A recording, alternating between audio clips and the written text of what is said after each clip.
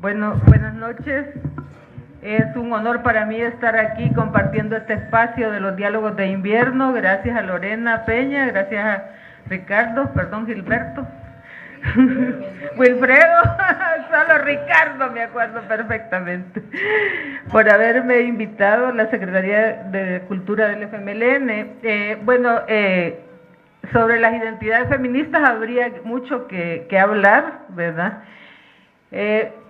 El tema es muy sugerente, es muy amplio también, y quizás habría que partir de algunas categorías interesantes, posiblemente ya las conozcan, como que es la identidad, ¿verdad? Una de las acepciones del filósofo canadiense Charles Taylor nos dice que identidad es lo que uno es, son las características definitorias fundamentales como ser humano. Y estas características pueden basarse en la nacionalidad, la cultura, el cuerpo, los valores, ¿verdad? La orientación sexual, las vivencias, las experiencias o todo esto junto, ¿verdad? Esto, dice él, abarca quiénes somos, de dónde venimos, es el trasfondo donde nuestros gustos, deseos, aspiraciones y opiniones adquieren sentido. Otro que es muy rico, esto que nos dice Manuel Castel, que identidad es sentirse en casa con otras personas con quien se comparte la identidad. Y según las encuestas internacionales, para la mayoría de la gente es un sentimiento importante, sobre todo en un mundo globalizado en el que flujos de poder, de dinero y de comunicación hacen depender nuestras vidas de acontecimientos incontrolados y decisiones opacas. La pertenencia a ese algo identitario proporciona sentido y cobijo a la vez, crea una práctica cómplice, un lenguaje común, un mundo propio desde el que se puede vivir con más tranquilidad en el mundo de ajenidades.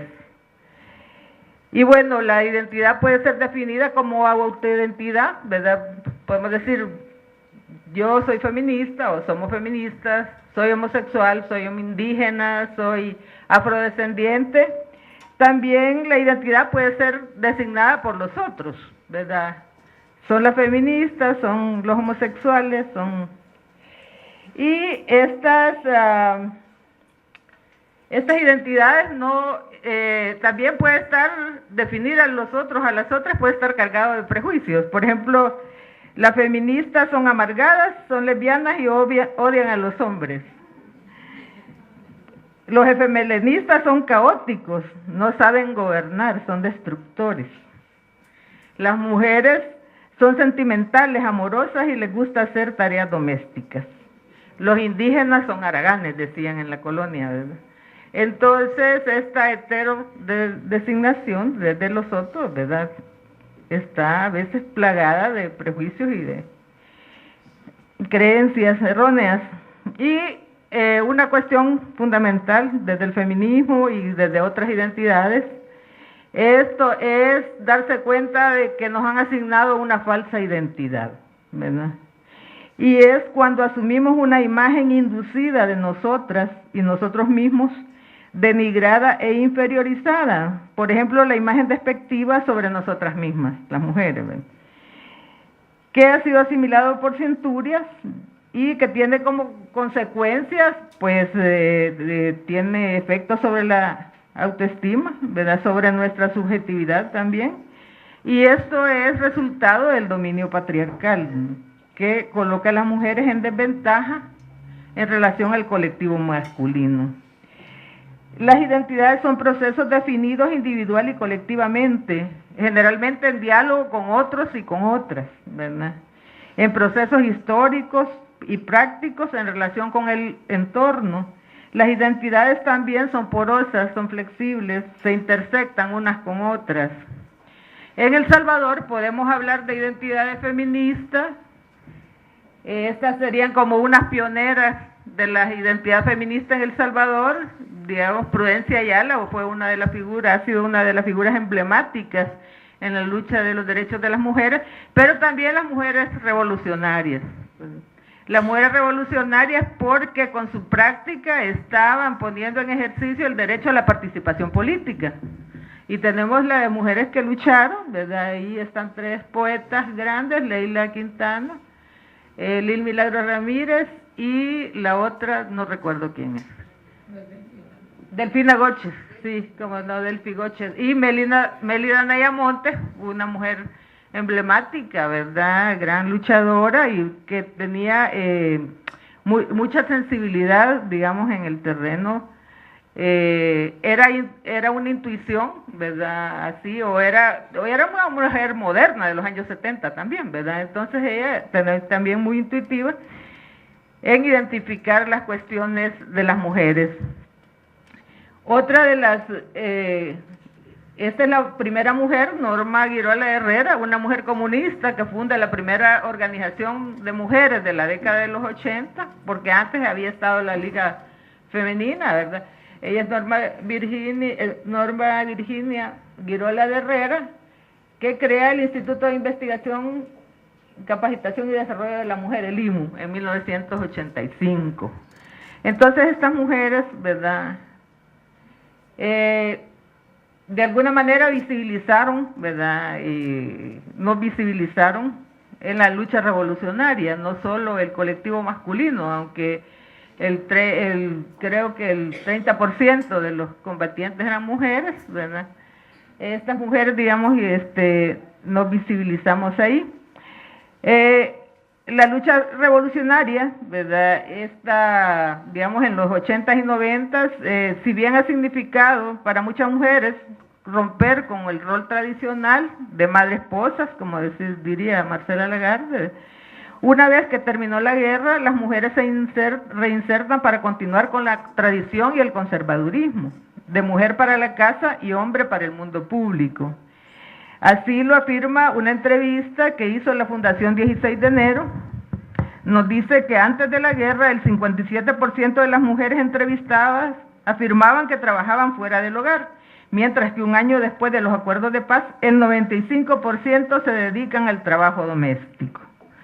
Pues entonces hubo como una involución, digamos, en el rol de las mujeres, y tal como lo han dicho las organizaciones feministas de este país, terminó la guerra y las mujeres todavía no habíamos logrado los derechos como mujeres, ¿verdad? Comienza, digamos, como una nueva etapa, una nueva lucha a partir de los acuerdos de paz.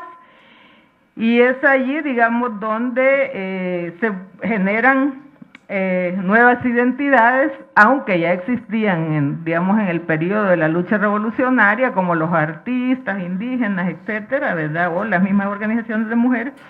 Estas estaban estandarizadas en la categoría de lo popular, ¿verdad? Y por el lado, digamos, del gobierno de El Salvador, en aquella época se concebía una sociedad uniformada en clave masculina, mestiza, heterosexual, cristiana y conservadora. Entonces no se veían tampoco las otras identidades. La sociedad salvadoreña, como sabemos, viene de una tradición autoritaria, una tradición de desigualdades de clase, pero también de desigualdades de género, ¿verdad?, que están basadas en el dominio de los hombres como género sobre el colectivo de mujeres, con consecuencias de desigualdad para las mujeres.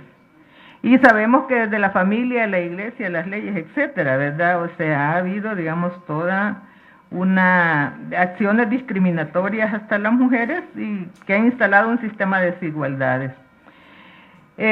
Hasta, digamos, la lucha, hasta antes de la lucha de los organismos de mujeres, la violencia era considerada natural en nuestro país, ¿verdad? Y existían mínimas regulaciones para sancionarla. Hasta los mediados de los 90 que las mujeres en el país contamos ya con una ley que nombra la violencia, ¿verdad? Que nombra la violencia, que llamó violencia intrafamiliar. Antes solo estábamos registradas en el Código de Familia, pero dentro del ámbito de la familia, ¿verdad? Entonces, los gobiernos, digamos, que se instalaron desde el 89, liderados por Arena, promovieron la imagen de mujer tradicional, ¿verdad? Y de la mujer, digamos, en el ámbito privado. Y tenemos, digamos, que los indicadores de esta época nos dicen, por ejemplo, de que solo el 53% de mujeres y hombres utilizaban anticonceptivos y solo el 33% de la población pobre tenía acceso a ellos, ¿verdad? Entonces, bueno, hoy andamos por el 67% según la FESAL, ¿verdad? Decir que, digamos, que hay una carencia tremenda, ¿verdad? En este periodo del 92 donde surgen estas nuevas identidades, ¿verdad? Las identidades feministas y otras identidades que se despliegan basadas en la autonomía en relación al FMLN, ¿verdad? Y esta es una de las cuestiones interesantes, ¿verdad?